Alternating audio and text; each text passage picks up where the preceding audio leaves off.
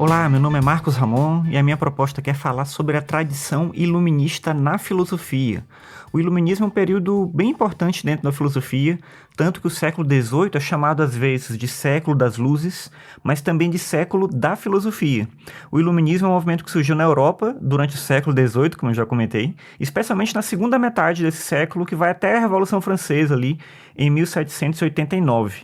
Esse movimento tem diferentes nomes. Ele é chamado de iluminismo na França, é chamado de ilustração na Inglaterra e esclarecimento na Alemanha. Mas todos esses nomes, você pode perceber, remetem à metáfora da luz, ou seja, defendem uma oposição às trevas, ao obscurantismo, à ignorância e à superstição. O iluminismo, nesse sentido, é um movimento que decorre diretamente da Revolução Científica e do Renascimento, intensificando a ideia de ampliação da razão que procurava se opor àquela noção de conhecimento que era limitado pela religião, direcionado pela religião durante toda a Idade Média.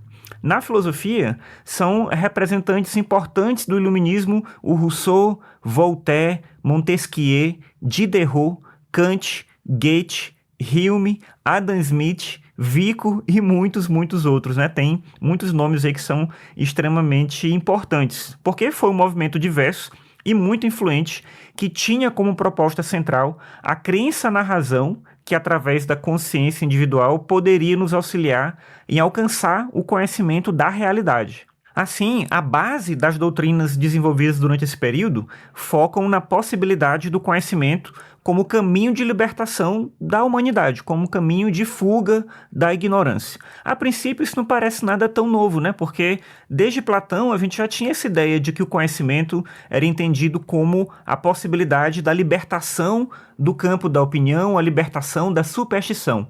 Então, o que é específico do iluminismo? Bem, eu acho que uma coisa importante é o caráter pedagógico que ele tem, porque ele considera a racionalidade e a ciência como caminhos únicos para a realização do sentido da vida humana. Se trata, portanto, de uma continuação, talvez até de uma exacerbação do humanismo renascentista, que coloca o ser humano no centro de tudo e defende a noção de progresso como consequência direta do desenvolvimento da razão e da ciência. Nesse sentido, eu acho que o aspecto central do iluminismo é a defesa de que quanto mais ciência, quanto mais razão, melhor vai ser a vida humana. Em termos puramente práticos, eu acho que a gente vai ver que o iluminismo estava correto, porque do século XVIII para cá, provavelmente a gente teve mais avanço técnico do que em toda a história antes. Só que, será que isso significou também uma melhora na vida humana em termos éticos, no sentido da aquisição de um sentido para a vida, com o alcance da felicidade?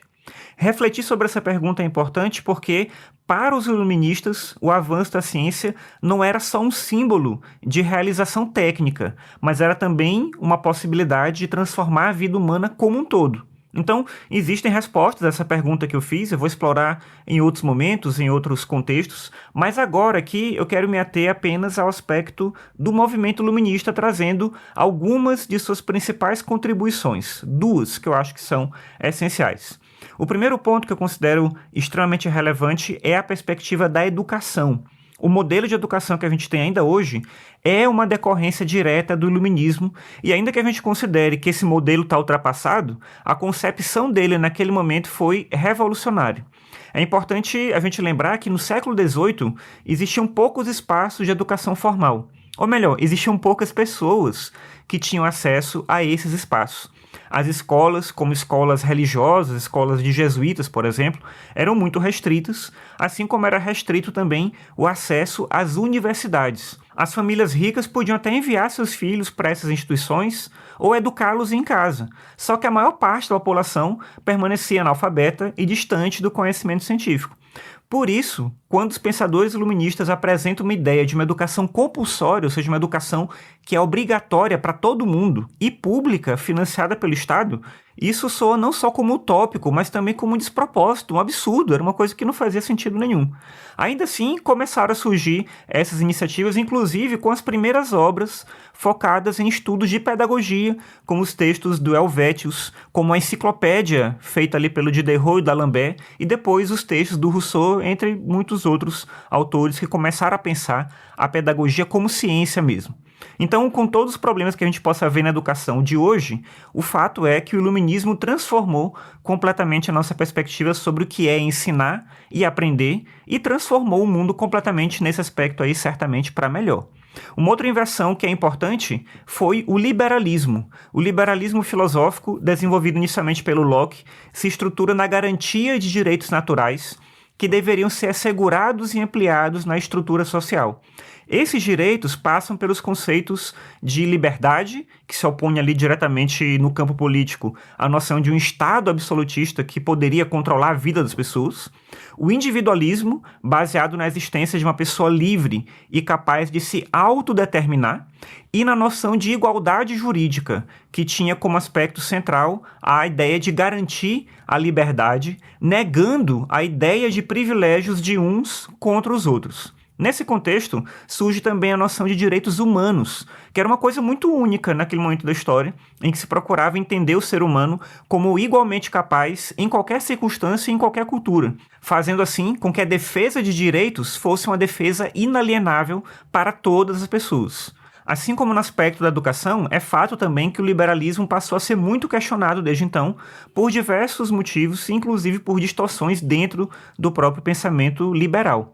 Mas é inegável aí o seu papel de reflexão sobre uma sociedade mais participativa e ocupada pelos interesses sociais, uma coisa que seria pouco viável dentro do modelo absolutista que já tendia a se tornar algo global naquele momento.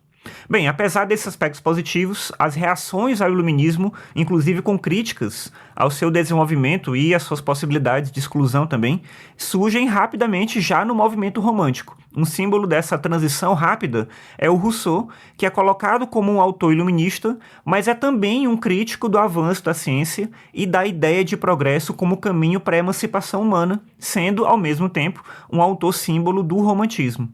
Mas esse é um tema para outro momento, para uma outra discussão. Bem, eu vou ficar por aqui, espero que você tenha gostado dessa discussão que eu trouxe sobre iluminismo. Se tiver qualquer dúvida, você pode me perguntar.